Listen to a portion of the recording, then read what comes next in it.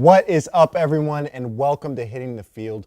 I am your host, Alex Funderburke, and we have a great show planned for you today. We will be talking college football. The UTEP Miners are bowl-eligible people, but before that, we're going to preview the NBA season. It's going to be a fun one. Hitting the Field starts now.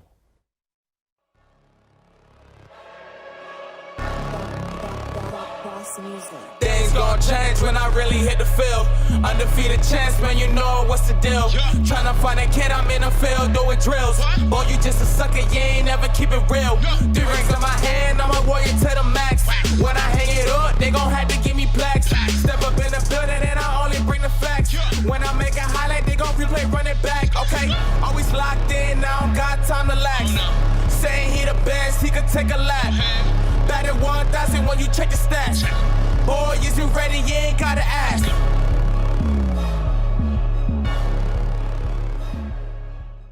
The NBA is finally back, and we are in for a great season. Now I'm joined by Gadiel Cartagena and Ross Bernstein to preview what should be a really fun season.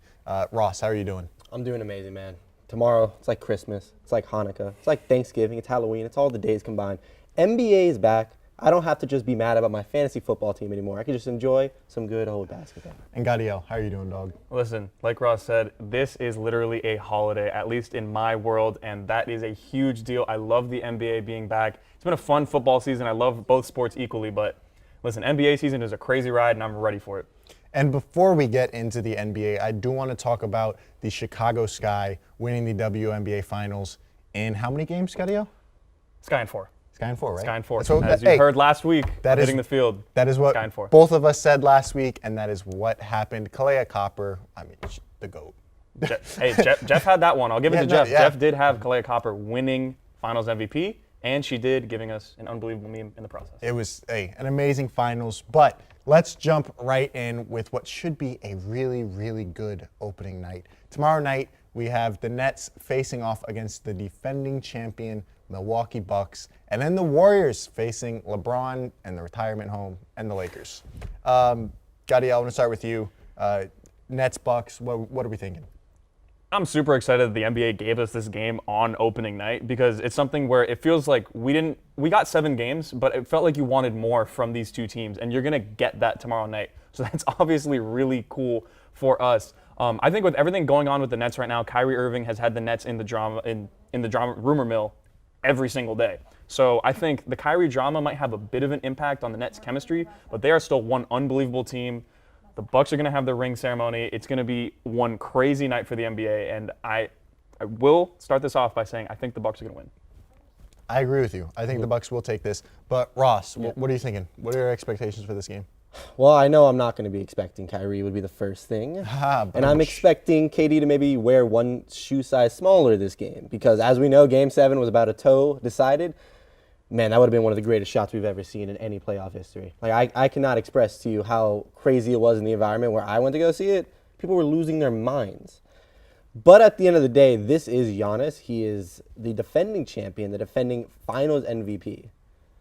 He's that guy. He's officially that guy. He's working on his jumper now. Am I a little bit worried that he's going to want to shoot the ball too much? Yes. Like Shaq says, get in there, big fella. Dominate in the paint. 'Cause that's what he's good at.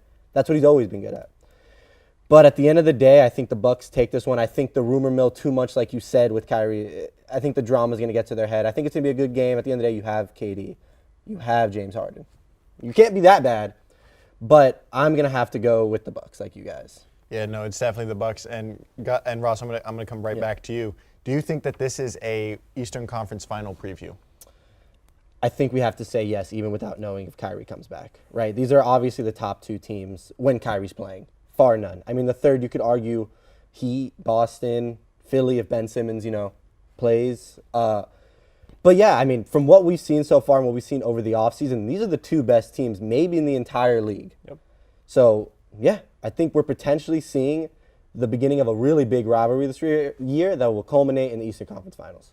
Gadiel, what about you? Is this the Eastern Conference Final? I completely agree with Ross. And you look at whether Kyrie plays or not, James Harden, Kevin Durant, those two together, that's the best duo in the NBA. You can talk about LeBron, AD, they're fantastic, But James Harden and Kevin Durant are legitimately an unbelievable duo. Kevin Durant very well might be the best player in the NBA. If not, he's top 2. So that duo is unbelievable. The Bucks have another level to get to. Dante DiVincenzo coming back from injury. Giannis taking another step forward. He's only, 27 years old? Yeah. He's got a ton of room to grow, which is very frightening for the rest of the league, but that's what happens when you're a generational talent and you realize your potential pretty early on. I think this is going to be an Eastern Conference Finals preview. I know that doesn't bode well for my personal team, but I have to be honest here. I can't be biased. These are the 2 best teams in the NBA, and I think that's what we'll see in the Eastern Conference Finals. All right, I'll be the one to say it. The Nets are not getting to the Eastern Conference Finals. I do not believe in them, especially with all this Kyrie drama going on. I think that team is going to fracture and fall apart. I'm not a believer in Brooklyn. Sorry. So, if you don't mind me asking, who makes it? Milwaukee? Milwaukee? No. As much as I love my Knicks, and I would love for them to get there, no. I think I wouldn't be shocked if both of your guys' Heat make it there. Wouldn't be shocked if Philly gets there. But no, the Nets should. This should be an Eastern Conference final preview, but I do not believe in Brooklyn. Is that just strictly contingent on the fact you don't think Kyrie's coming? Is that the only thing that's holding you back? No, I think on top of Kyrie not coming, Kyrie's going to cause a fracture in that locker room, and they are going to crumble. Yeah, there's a reputation for that. Yeah. It's not something. That would not be the most surprising thing that would happen with the Kyrie Irving saga. But on paper, the Nets just have maybe the most firepower offensively we've ever seen. Oh, yeah. Oh, no, for sure. And like I said, this is what it should be. Like, on paper, this should be the Eastern Conference Final. But I do not think so. It's the Nets, man. There's something about this team that just says they're going to fold under pressure. And that pressure is not basketball related, unfortunately. But let's jump into the later game, and that is Golden State and the Lakers. This should be fun. They don't have Klay Thompson back yet. He could be back as early as Christmas. But do you think Steph can beat the retirement home that is the Los Angeles Lakers? Listen, the Lakers they had a very rocky preseason. They did not look good at all. Russell Westbrook, LeBron James, Anthony Davis, they will gel at some point, but they're not there yet. So I think this might be a bit of a hot take, but I actually do think that the Warriors will be able to win this game because you just look at what Steph Curry is able to do. I think he has more help this year. They have more vets. It's not so much relying on young guys. Jordan Poole, a supremely improved player this year. I know we might talk about him a little bit later.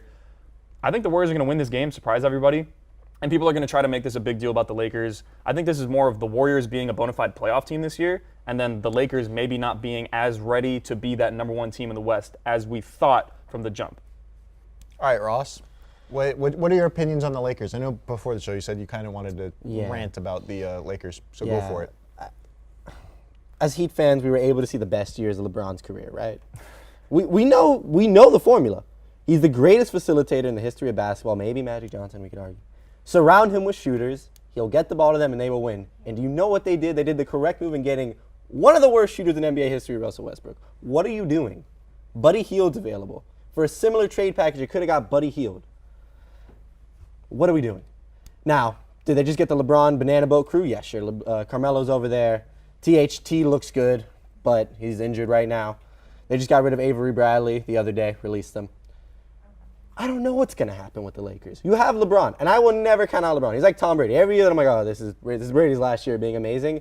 He does the thing where he wins the Super Bowl, So I don't know what's going to happen with these Lakers, but I'm not happy with their offseason so far. Can I say one thing here? I understand the fit concerns, but in the NBA, we've seen time and time again, you get the talent, you figure it out. And I feel like LeBron is the king of doing that. So I'm not saying I'm completely in on the Lakers. I think they have a good chance. But I don't know if the fit means so much when you have just such high levels of talent. You could say the same thing with the Chris Paul, James Harden era where there's only one basketball. But there was only 2 superstars. Now you have 3. I know. So that doesn't really, does that help you then? We have 3 guys that need the ball at all times? If you can have 3 of the best 5 players on the floor, you will always be at an advantage. Yeah, but you could be a best player on the floor but not demand the ball. Ray Allen of the Big 3 didn't demand the ball. Absolutely. Paul Pierce, that's the best Big 3 ever assembled as far as fit, not talent-wise. Strictly because you had the guy that's going to handle the rock, Paul Pierce. You have the guy that's going to shoot, Ray Allen. You have the big man, right? The Heat Big 3, I know. Believe me. I'm talking about the Warriors Big 3. Yeah, but that was only because the system was absolutely perfect for that. That would work in no other team in the history of the NBA. The Big 3 of the Celtics work in almost any generation. Now, You're right. That's a take. Yeah. Sorry. But I just don't know. There's only one basketball, and Russell Westbrook is ball dominant. LeBron's ball dominant. I like AD, not so ball dominant, right? I could see your lack of apprehension because he doesn't need the ball to be great. He's a big man. But we'll see. I understand, Russell Westbrook's an all-time great talent, triple-doubles, all that good stuff, but yeah, I mean, no, that's my biggest beef with this Lakers team is that there is only one ball. But unfortunately, I feel weird. I kind of got to root for the Lakers now because they have Carmelo Anthony, and he's the reason I'm a Knicks fan. So, yeah, go Melo. But quickly, predictions for this game, Ross. I got the Warriors. I think Steph kills it. I think he drops 45. Yeah, I was going to say, I think Steph goes off, and that's his, hey, I'm here, I'm back. Yep. You're going to have to deal with me this year game. Yeah. You already said Warriors, so we'll jump into the fun stuff now. Let's get into some predictions, guys. I'm going to start with you. Who is going to win MVP this year? Actually, I think we might have the same MVP. I think we do. Is it Giannis Antetokounmpo? It is Giannis. Listen, I know there's some voter fatigue. They don't want to vote for the same MVP year over year. But this is going to be the year Giannis, after this season, we're going to be talking about, he is clear-cut the alpha in the NBA. He is the guy. I know Kevin Durant's unbelievable, but Giannis is that guy, as Ross was saying earlier, not Russ. And he's going to win. The Bucks are going to have a fantastic season. I think they'll probably have the best record in the NBA. And it's going to be to the point where you can't deny Giannis his third MVP. What scares me about Giannis is this dude developed the jump shot over the offseason, and he was already unstoppable. And now if this man is shooting threes consistently, It's over. It's a wrap. 82-0.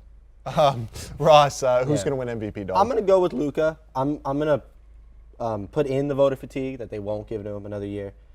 And I just think Luka is going to clear cut.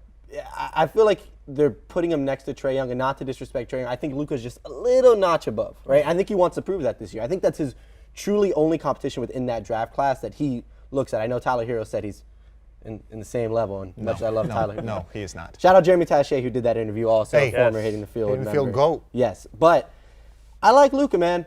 He's one of the best players in the NBA already. He's only getting older. He's only getting more developed. The only thing that could hold him back is I don't know how good the Mavs are going to be this year. But I think the voter fatigue seeps in, and I think it's given to Luka. All right, Gadiel, pretty quickly here. NBA champion, what's your NBA Finals? Who's going to win it? I got to go with the Brooklyn Nets. I think as long as they are healthy, I'm taking the Brooklyn Nets. I know that's something that you might not agree with. You probably want to root for that other orange team in New York, but the real New York team, but okay. Whatever. Brooklyn has the talent. They have the strongest duo, and you've seen time and time again, the most talent ends up winning out barring injury. So I'm going to go with the Nets here. Ross, really fast. Who's in the finals? Who wins it? We're going to go Nets, Lakers, what everyone wants. I think the Nets end up taking it. I think Kyrie finds a way to get back into the league this year and plays. All right, so here's mine. I went with hot take. I got the Bucks beating the Clippers. I think Kawhi Leonard comes back and wins the West. But that is all the time we have for this segment. When we come back, we're going to be joined by the lovely Kellie Campbell, and we're going to be talking some college football. Stay with us. He's coming back. We're going to need to go away.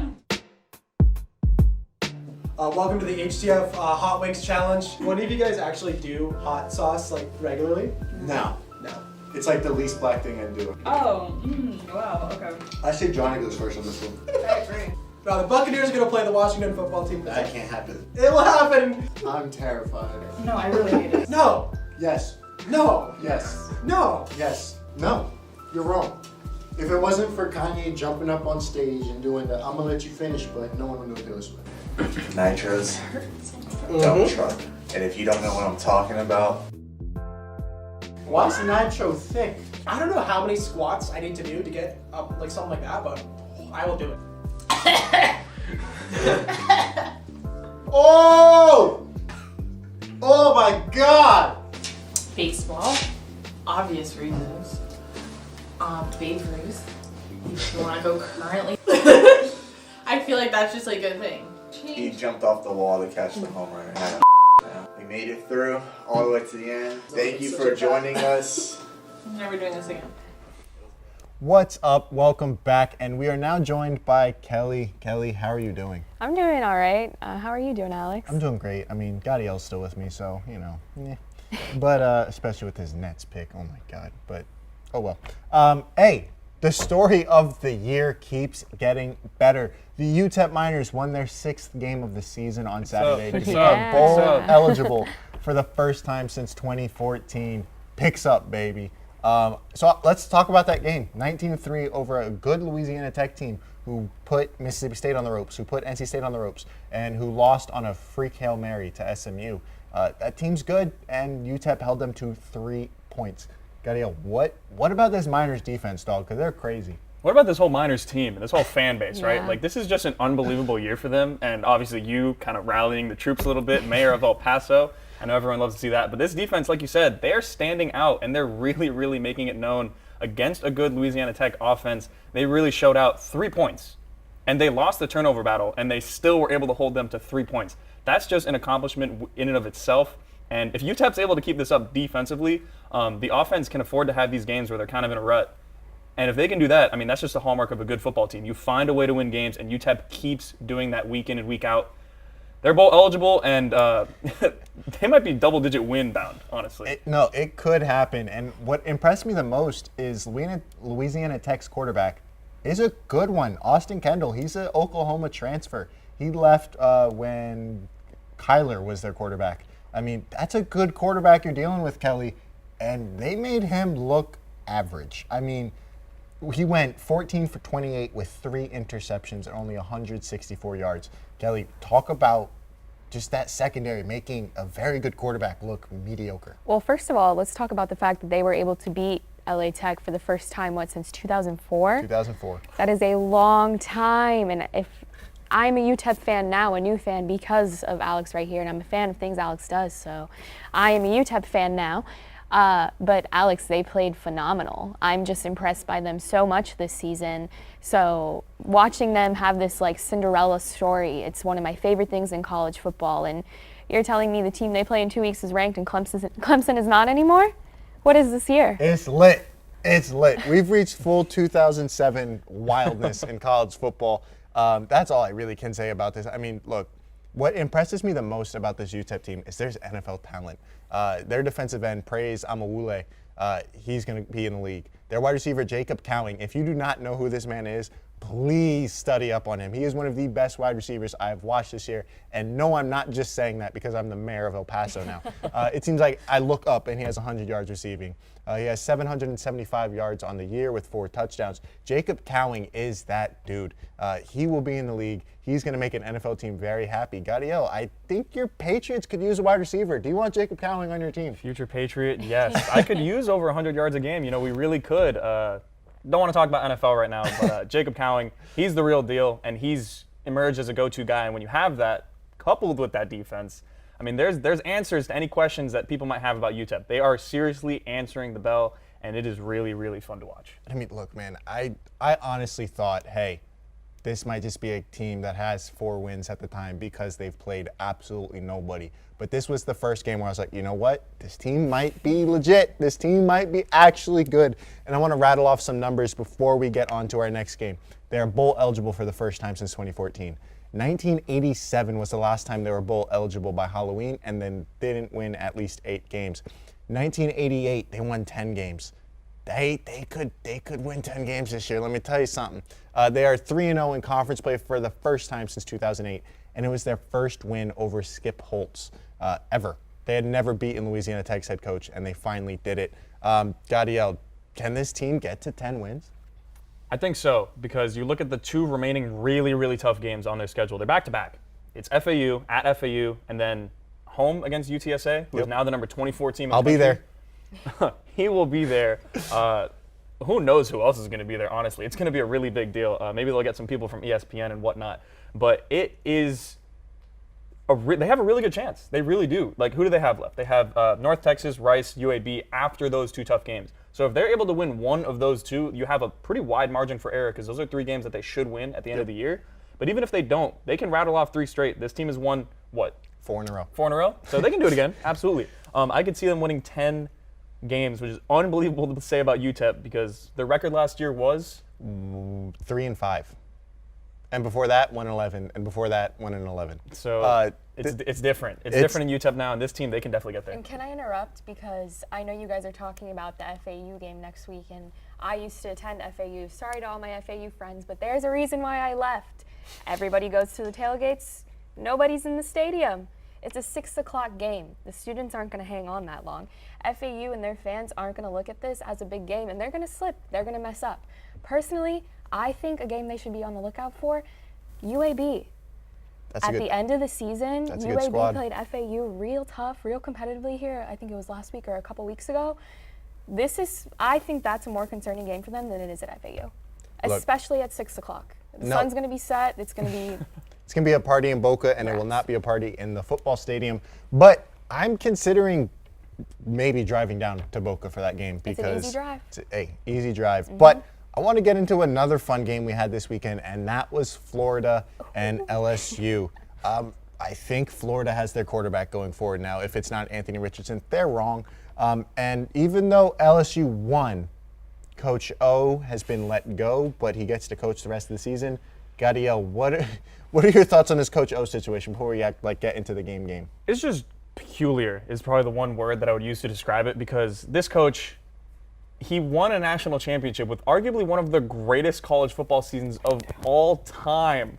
2 years ago? Yeah. And now you're looking at a coach where he's fallen out of favor within the executives. Maybe the locker room isn't totally with him. And some of it is football, some of it is X's and O's, and the fact that he hasn't been able to deliver while losing Dave Aranda and Joe Brady, who are fantastic coordinators doing amazing things in their own right. But a lot of it is off the field issues. And I don't know enough about them to speak on them completely honestly, but it is wild. It does not sound like he should be someone who's continuing to represent the LSU football program. Will he find another program that suits him best? Most likely. I think USC. I think his time with LSU is done, and LSU now looks like the best job in all of college football. No, it does. And Kelly, I want to get your thoughts on the game real quick before we jump into the fun stuff. Did Florida find their quarterback going forward in Anthony Richardson? I think Anthony Richardson should have been the starter from day one. I know Dan Mullen is a loyal guy, and he really wanted to give Emory Jones that shot because he has stuck with Dan for so many years. Through Trask, through who they had before that. Franks. Yeah. So he's had to sit back and watch these guys do well and go to the league. And I understand that's frustrating, but you need to go with the better guy when you want to win these games. And AR-15 is that guy. And watching Florida, I like to watch them lose. Sorry, Florida fans who are my friends. It brings me joy, especially when my two teams are coming off a loss as well. So I was happy to see that, but you guys are talking about Coach O. Really quick, bringing it back to that. It doesn't make any sense to me. How are you going to win a national championship 2 years ago and then go through the pandemic? You're recruiting well. I know he's had some issues in the press, but Urban Meyer is the coach of an NFL team. Fair. And I think using the Jacksonville Jaguars as the standard is it's just not the right thing to do. I'm just using Urban Meyer as an example, as a man who's that. in a higher position. Yeah. And I think he's the perfect fit for LSU. So it saddens me to see him have to leave. It saddens me for the people who are on his team. I know the guys on the team like Ed. I'm upset for them. I think this is a stupid decision, and I think it's gonna be biting them in the butt for the next few years. So before we jump into the fun stuff, I was kind of confused why they didn't wait for the end of the season, because why would Coach O want to stay? But that's going to mess up their recruiting. Yeah. It's going to mess up a lot of things there. But let's jump into the fun stuff. That is the college football playoff predictions. Gadiel, I want to start with you. Who is in your playoff? Not right now, but who you think will be there by the end of the season? Worst goes first. Pretty much right now and later on in the season. I think the number one, clear cut, the best team in the country right now, the Georgia Bulldogs. They have to be there. Number two, this might be a bit of a surprise, the Cincinnati Bearcats. I think they've earned it. No, win at Indiana, I believe, at Notre Dame. Yeah. Those are two really big wins, and then if they make their way through the American Athletic Conference, which I believe they will, they just beat UCF with flying colors. I think Cincinnati will be the second team. Number three, we have Oklahoma. Caleb Williams changes that team completely, and they're the real deal now. They are the best team in the Big 12, and I think they're going to finish 12-0, maybe win the Big 12 championship, and then go all the way. And then number four Have to put Alabama in there. I understand they lost Wrong. a brutal game against Texas A&M, but I'm still putting Alabama in there. I want Georgia versus Bama a second time because I think that's what we're going to get. Look, hey, what scares me with that is I don't think the committee is going to put Georgia, Alabama playing back-to-back weeks because that's going to probably be the SEC title game. I want chaos. No, trust me, I love chaos, and that's what's fun about this season is it's really just Georgia, and then everyone else And is UTEP. just and UTEP, and everyone else just fighting each other for 2, 3, 4, 5, 6, 7, 8, 9, blah blah blah. Kelly, who's in your college football playoff? So, surprise, surprise, I have a little bit of bias in mine. Number 1, I have the Georgia Bulldogs as well because, like Gadiel said, they are the best, and I hate to admit it, but week and week I watch this team and I'm like, holy cow, everyone's league bound, the whole team. And usually I dig on Kirby Smart about not being able to produce this talent, but I guess 2021 is the year he decided to do something about it. So number 2, I believe, I'm completely blanking. I have Alabama. Number 3, I have Cincinnati. And 4, I have Penn State because unlike Alex here, I think my Nittany Lions with a healthy Sean Clifford can win out. And we have Michigan State on our schedule. We have all these Big Ten teams, 3 of them in the top 10 we still have yet to play. And a messy loss against Iowa 2 weeks ago. But we just had a bye. We're getting our guys healed up. But I have high hopes. This is the year. This is our year. I mean, maybe not with Oklahoma's new starting quarterback, but I'm confident. So. All right, folks. I went madness on my playoff prediction because, like Gadiel said, he likes chaos. I like chaos. So let's get chaotic. Number 1, I have Georgia, obviously. Number 2, Kelly's gonna hate me for this, but number 2 is Michigan State. That's Wrong. right. It doesn't make Michigan any State. sense. It doesn't Michigan make any State's gonna sense. win out, and they're gonna have the Heisman winner in Kenneth Walker. Trust me, this dude is balling right now. 997 yards, 9 touchdowns, 1 receiving touchdown. He's gonna win the Heisman. Number 3, we got Cincinnati. I want to put Cincinnati at 2, but if Michigan State wins out and they have 4 top 10 wins, they would probably have to be number 2 at that rate. Not gonna happen. And then number 4, more chaotic. They're going to be undefeated too, and they're going to beat Caleb Williams and Oklahoma, and that is Oklahoma State. And national championship game, Georgia's going to Georgia in the semifinal. They're going to lose to Oklahoma State, and then I got Michigan State beating Oklahoma State in the national title. Michigan State is your national title winners. But that is all the time we have for this segment. When we come back, it's rant time, and boy, do I have a lot to say about the NFL.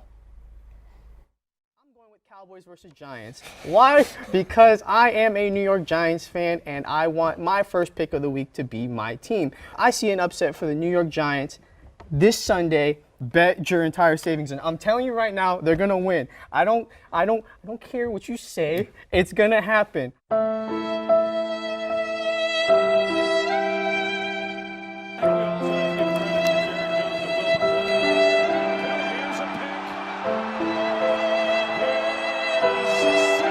I'm going to go Yankees 4-1. I think Garrett Cole's going to give them 7 shutout. It's Garrett Cole. I trust him in this type of situation. 2-1 pitch.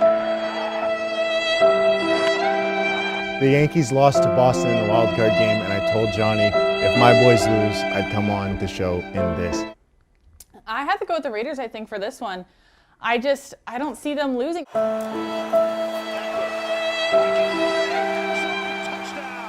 Welcome back. It is now time for our primetime picks of the week, the best segment. I'm currently doing awful, standing at 16-10, Oklahoma State and Texas.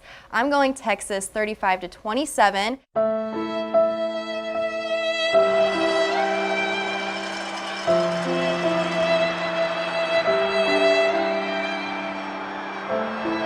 UCF keeps the 30 points per game streak alive. I'm going to go 35-10. UCF wins.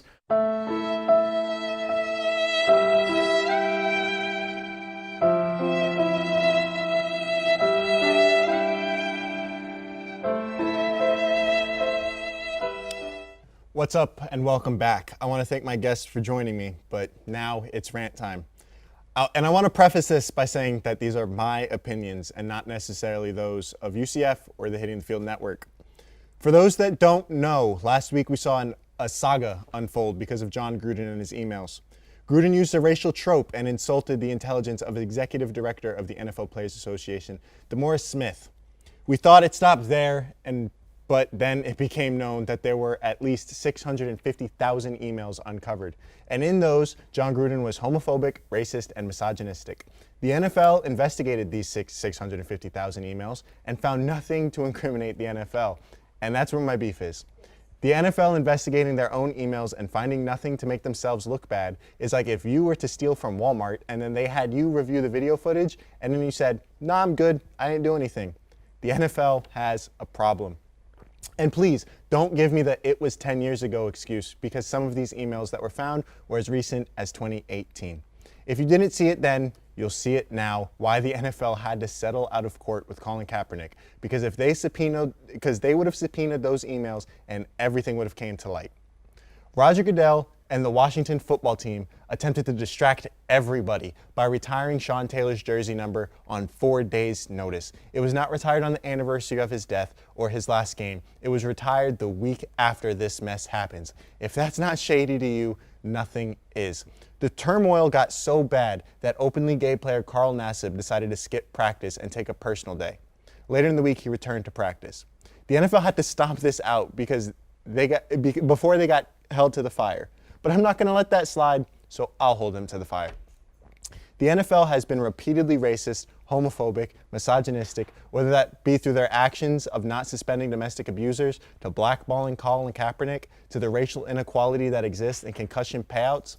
This has been a problem for years, and these emails likely prove that, which is why the NFL has said they found nothing. Which is why I hope that an outside source gets their hands on these emails so we can finally see what a mess the NFL actually is. The NFL has a problem, and they're going to keep getting away with it until somebody holds them accountable. I hope this gets fixed because this is yet another black eye on a sport that I love. That's our show. See you next week. Peace.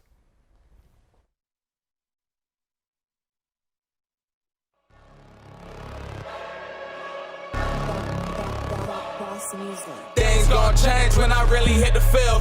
Undefeated champs, man, you know what's the deal. Tryna find a kid, I'm in the field doing drills. Boy, you just a sucker, you ain't never keep it real. 3 rings in my hand, I'm a warrior to the max. When I hang it up, they gon' have to give me plaques. Step up in the building and I only bring the facts. When I make a highlight, they gon' replay, run it back, okay? Always locked in, I don't got time.